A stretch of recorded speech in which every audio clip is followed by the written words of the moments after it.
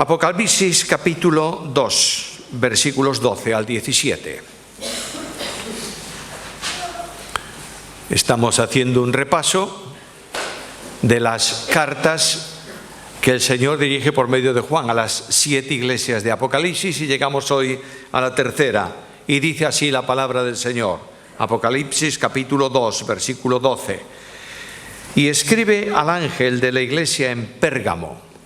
El que tiene la espada aguda de 2 filos dice esto: yo conozco tus obras y dónde moras, donde está el trono de Satanás, pero retienes mi nombre y no has negado mi fe, ni aun en los días en que Antipas, mi testigo fiel, fue muerto entre vosotros, donde mora Satanás. Pero tengo unas pocas cosas contra ti, que tienes ahí a los que retienen la doctrina de Balaam, que enseñaba a Balac a poner tropiezo ante los hijos de Israel, a comer de cosas sacrificadas a los ídolos y a cometer fornicación. También tienes los que retienen la doctrina de los nicolaitas, la cual yo aborrezco. Por tanto, arrepiéntete, pues si no, vendré a ti pronto y pelearé contra ellos con la espada de mi boca. El que tiene oído, oiga lo que el Espíritu dice a las iglesias. Al que venciere, daré a comer del maná escondido y le daré una piedrecita blanca y en la piedrecita escrito un nombre nuevo, el cual ninguno conoce sino aquel que lo recibe. El Señor ha estado hablando las 7 cartas, dije el primer día, hay que tomarlas como un conjunto para la iglesia. No tiene tanto que ver con las iglesias a que están dirigidas, directamente se dirige a ellas, pero es para mí. El problema de la iglesia en Éfeso puede ser mi problema. El de Esmirna, mi bendición, así sucesivamente. Dios habla a la iglesia. Y en cada una de estas cartas descubres no solamente alguna cosa buena, sino también ciertos defectos. Esto ocurre con esta iglesia en Pérgamo. Lees el pasaje y la estructura de las cartas es la misma. Primeramente el Señor, en segundo lugar la iglesia y en tercer lugar el llamamiento a una respuesta frente al mensaje de la iglesia. Por tanto, el Señor se presenta de distintas maneras en cada una de las cartas. A veces se presenta en una forma más extensa. Esta forma es enormemente breve. El que tiene la espada aguda de 2 filos. La espada aguda se menciona antes, pero rodeada de otras cosas. Pero cuando tú lees en la Biblia espada aguda, es una espada grande de combate afilada por los 2 lados. De manera que corta tanto a derecha como a izquierda y profundiza con su punta al interior cuando tiene que atravesar algo. Está hablándonos o presentándonos aquí al que tiene el poder absoluto y al que es vencedor.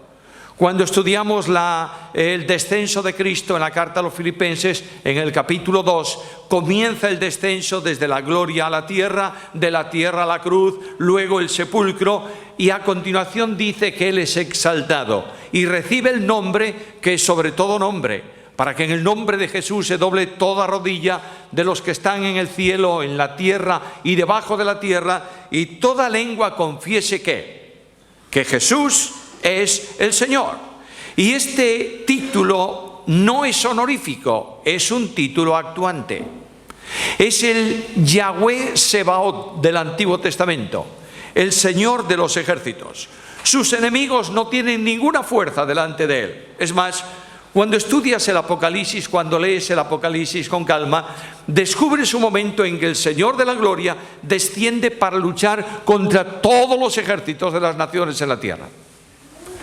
Está rodeado de ángeles, está rodeado de gloria, los querubines están con Él, los serafines, los ángeles, los arcángeles, pero el que interviene contra todas las huestes de maldad es Él solo, con la espada que sale de su boca. Cristo se presenta aquí no solamente como el Señor, sino como el defensor de la iglesia.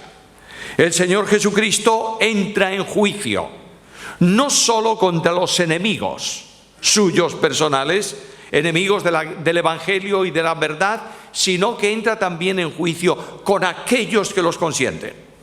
A veces tenemos una idea extraña de Dios. Aún anteayer estaba leyendo un libro que tengo en el lugar de libros prohibidos de mi biblioteca. Hay una zona que no se debe tocar. Y saqué un libro que hace tiempo me habían regalado por casualidad, porque buscaba otro. Y ese libro habla de los genocidios del Antiguo Testamento. Lo había leído una vez y lo arrinconé ahí y abrí el libro. Y claro, el autor del libro, yo creo que no conoce a Dios para nada.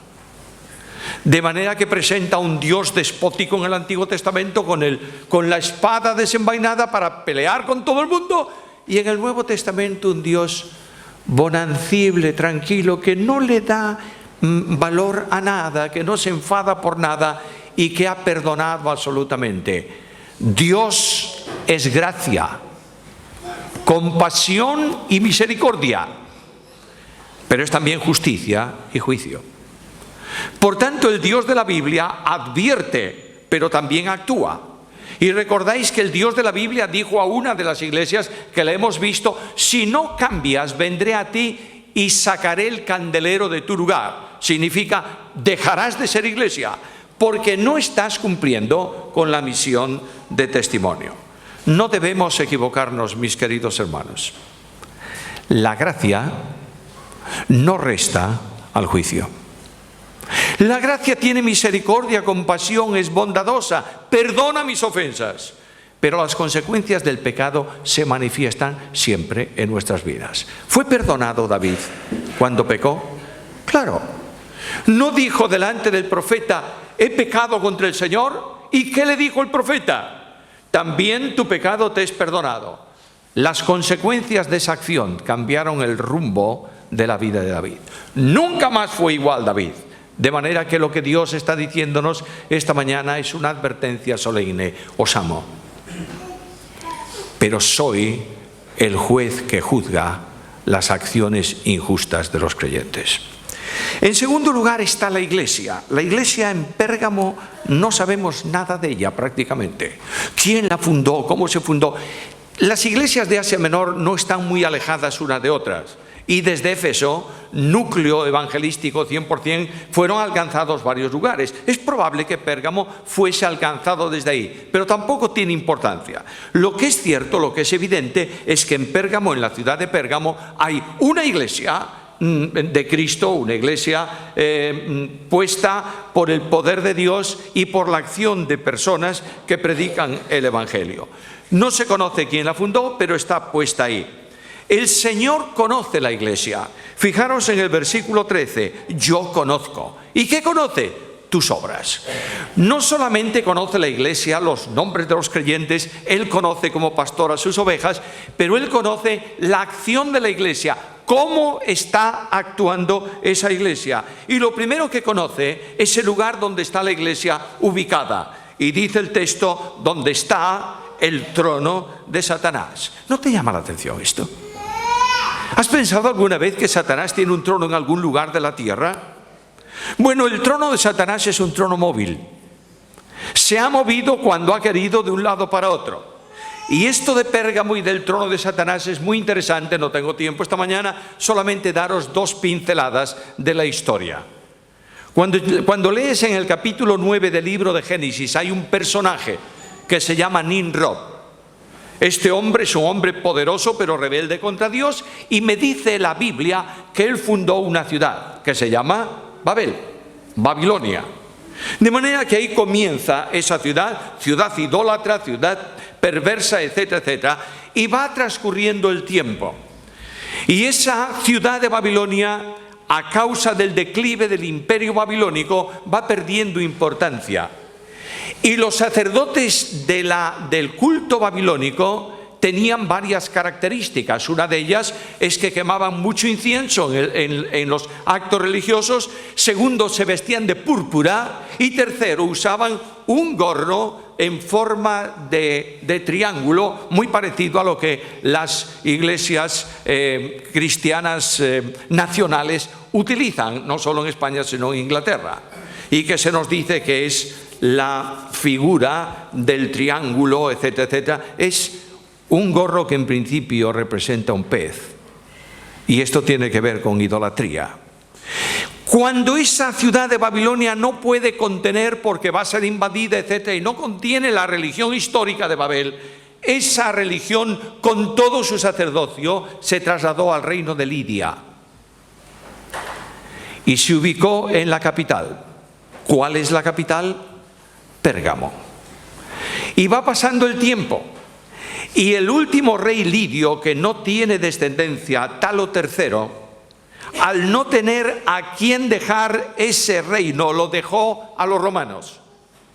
Y todo el conjunto de la religión babilónica que está ahí fue trasladada a Roma, entre otras cosas, dándole al emperador el título de pontífice máximo.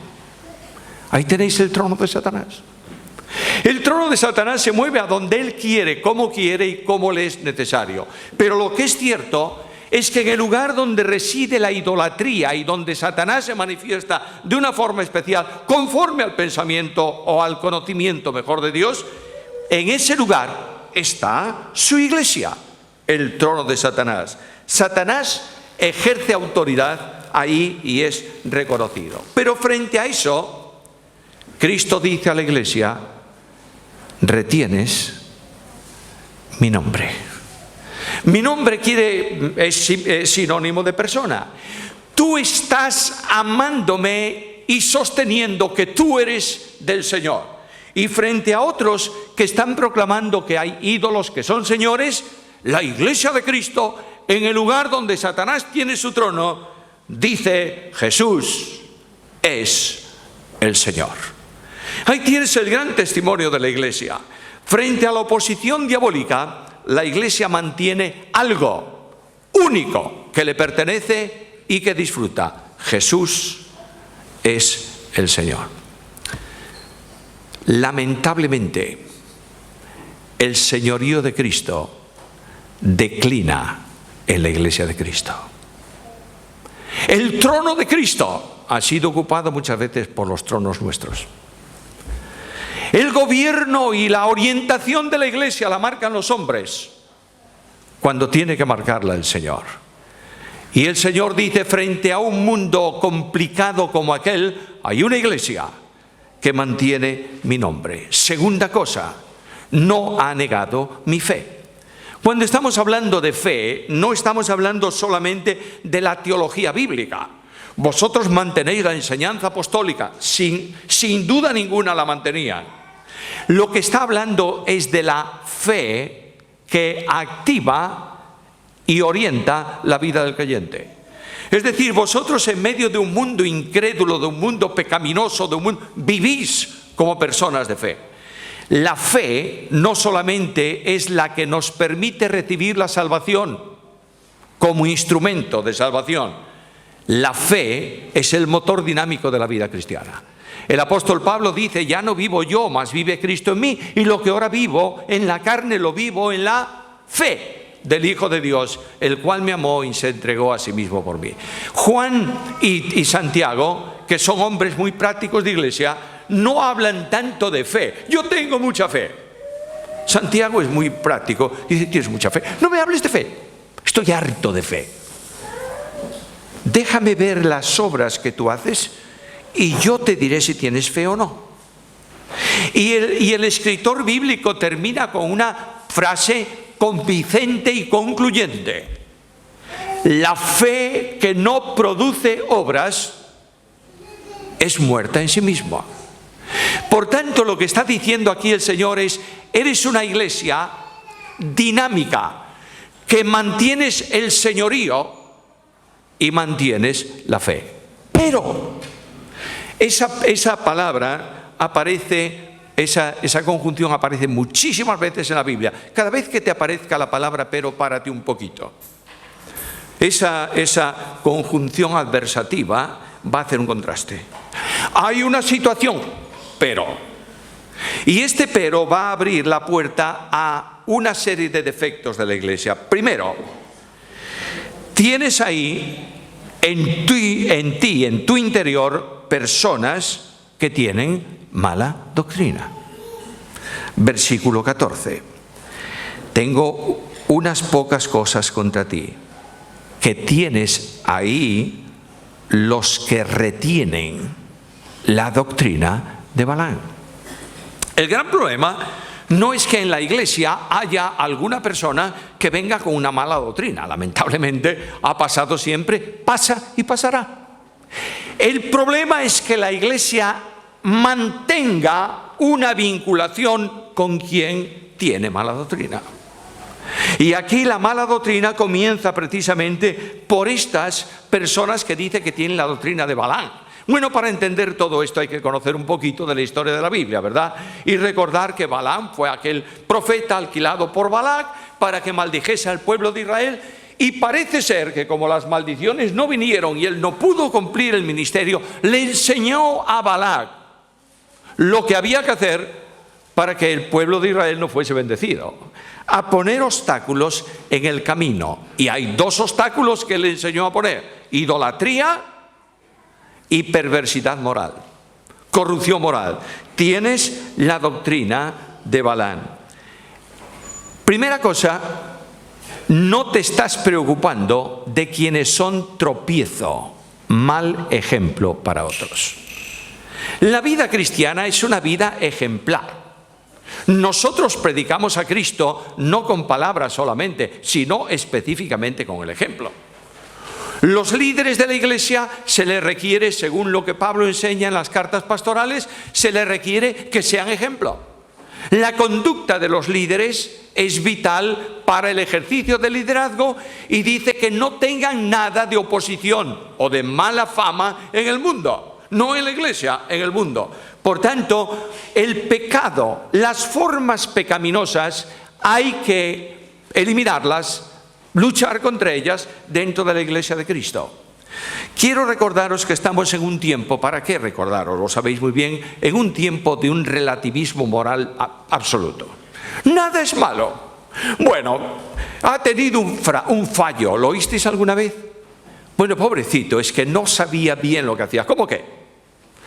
No hay que olvidar que cualquier pecado, por pequeño que sea, quiero que lo recordéis por favor, sé que lo sabéis, cualquier pecado, por pequeño que sea, ha costado la vida, la sangre del Hijo de Dios.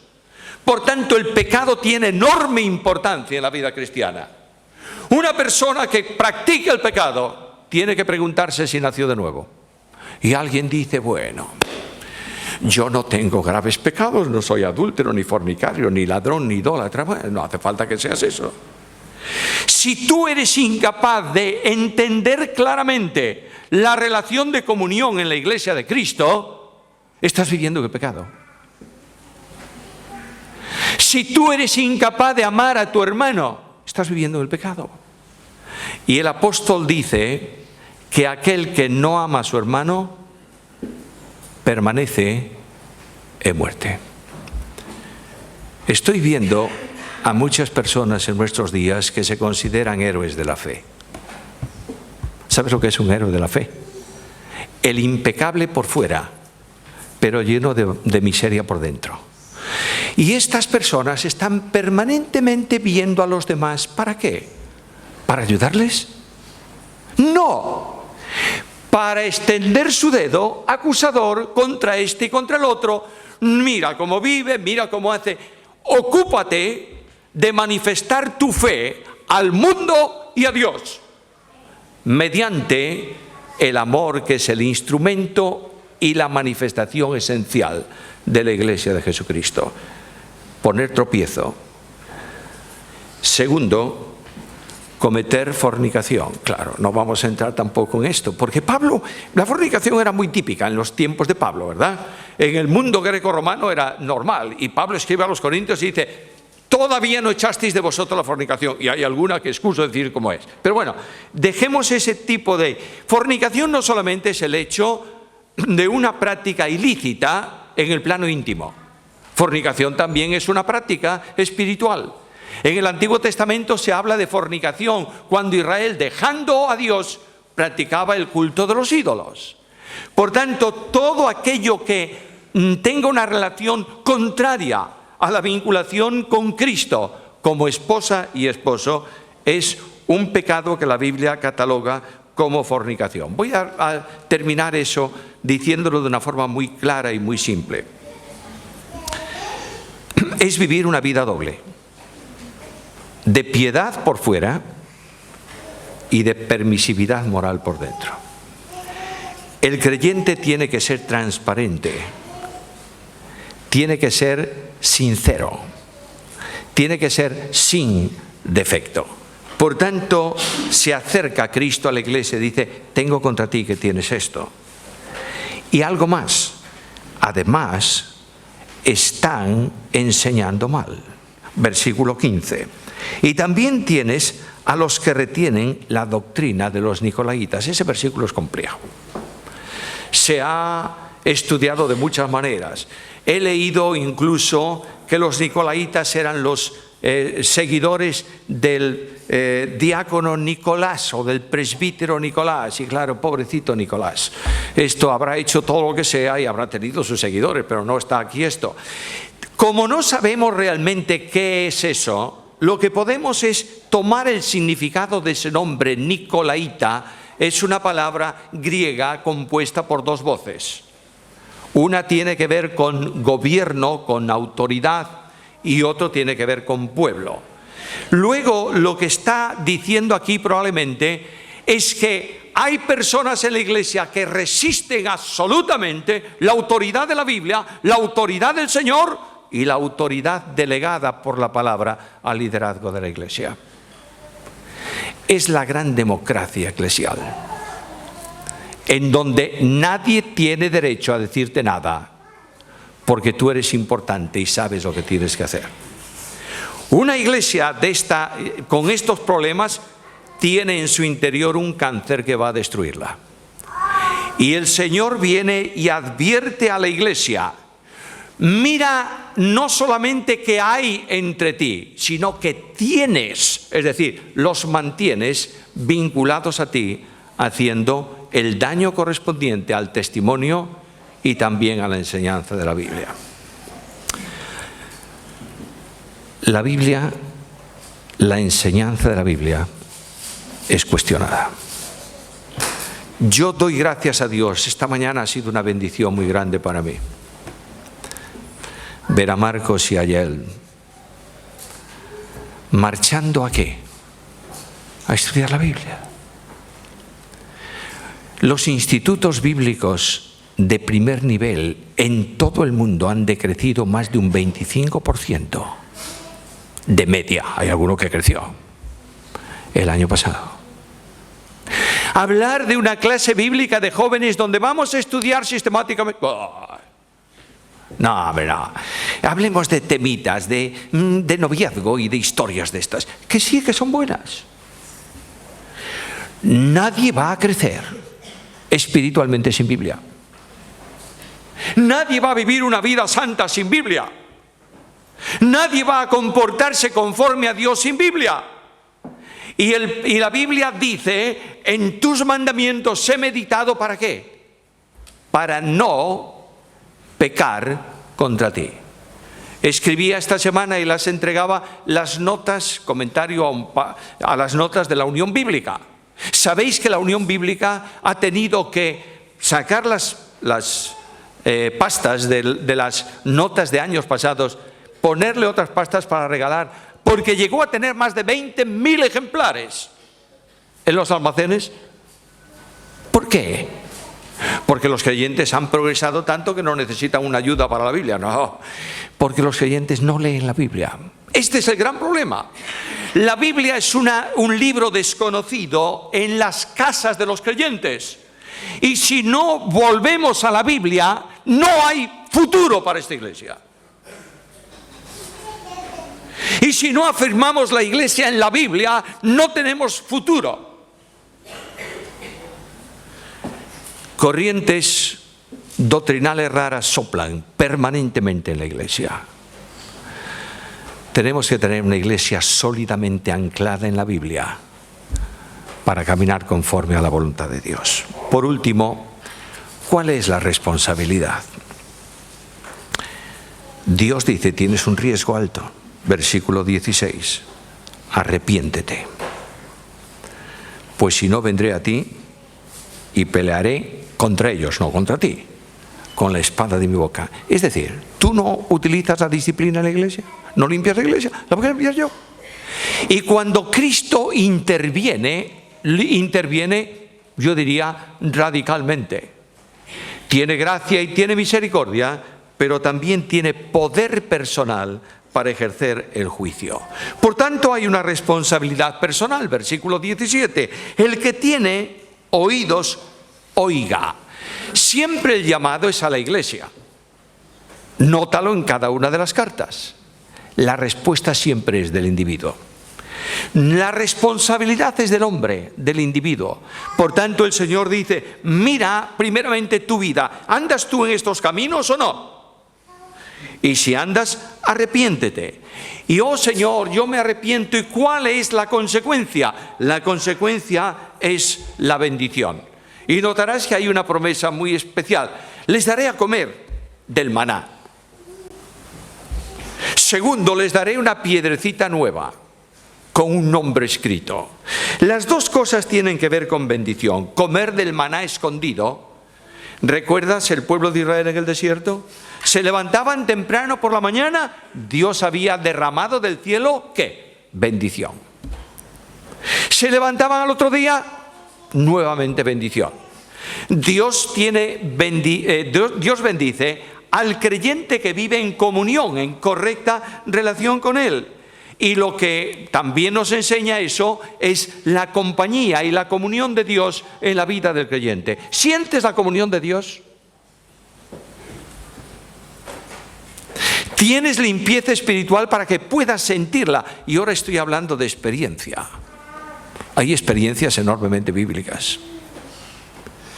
No es el sentimiento trasnochado que se produce por una acción que actúa en la mente y en el corazón de la persona y que la conduce a sentir emociones.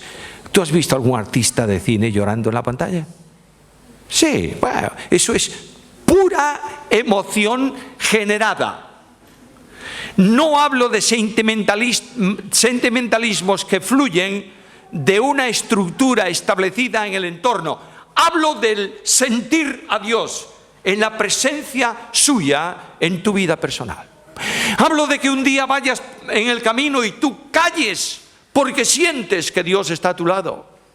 Hablo de silencio en el culto en alguna ocasión porque el Espíritu de Dios está presentando a Cristo de tal manera que no hay lugar para nuestras palabras. Y el silencio no es un silencio de no saber qué hacer, sino de la impactante presencia de Dios. Por último, la piedrecita blanca. Se dice que en las bodas, en las festividades de gente de alta sociedad de entonces, a veces se daba al invitado una piedrecita tallada con su nombre. De modo que el invitado venía y presentaba la piedra para entrar. Pero como no había carnet de identidad entonces y no había fotografías, a veces se tomaba la piedra con el nombre y se partía en dos. Y se daba una parte al que iba a venir y otra parte quedaba en la mesa del que recibía. Luego venías con tu parte, ponía la otra completa, entra. El nombre del invitado no lo sabían todos los invitados, pero lo sabía él. Dios nos llama a una vida de compromiso con Cristo y nos invita a la mesa de comunión con Él. La mesa de la comunión con Cristo traerá problemas para el creyente, porque en el mundo tendréis aflicción. Pero habla de relación con Dios. Y escuchad el versículo con el que quiero terminar. Conoce el Señor a los que son suyos. ¿Y más? Y apártese de iniquidad todo aquel que invoca el nombre del Señor. Es el tiempo de la reacción. El tiempo del compromiso. Es el tiempo en que Dios esta mañana, antes de que salgamos de este lugar, te está preguntando, ¿asumes el compromiso conmigo? Es el momento en que Dios viene a tu encuentro y te dice, yo quiero una vida así para ti. ¿Estás dispuesto a pagar el precio por esa vida? Y lo que tú y yo tenemos que hacer esta mañana, yo tengo que hacerlo. Y seguro que tú también, es limpiar los contactos de la comunión con Dios. Creo que los más viejos aquí, hoy los coches no tienen ese problema, los automóviles. ¿Recordáis cuando teníamos aquellos automóviles antiguos, embornada la batería, descubierta, que al cabo de un tiempecito, sobre todo en Galicia, se ponía llena de óxido de cobre? Un día voy yo con un coche que tenía, un Morris, que tenía dos problemas graves. Uno, el delco al lado de la parrilla. De modo que cuando llovía le ponía un periódico delante de la parrilla, porque si no, aquello no funcionaba. Segundo problema, una batería también puesta ahí adelante. Un día, llegando a León, paro en una cafetería para tomarme algo y cuando salgo, abrí el motor, todo está bien. Tiré del cable de la batería, todo está bien. Desesperado de la vida, pregunté al de la cafetería en aquel tiempo: oiga, ¿dónde hay un mecánico por aquí? Y dice: bueno, en el pueblo siguiente yo se lo llamo. Allí estuve, otro café, y allá viene el mecánico. Y el mecánico dice: ¿qué le pasa? Pues mire, tac, tac. Echa mano de una llave de tuercas, desemborna la batería, saca, la sacude, le pasa una lima, pone, la aprieta. A ver. Yo dije: pero si estaba todo bien. Estaba todo bien, pero el óxido impedía el contacto.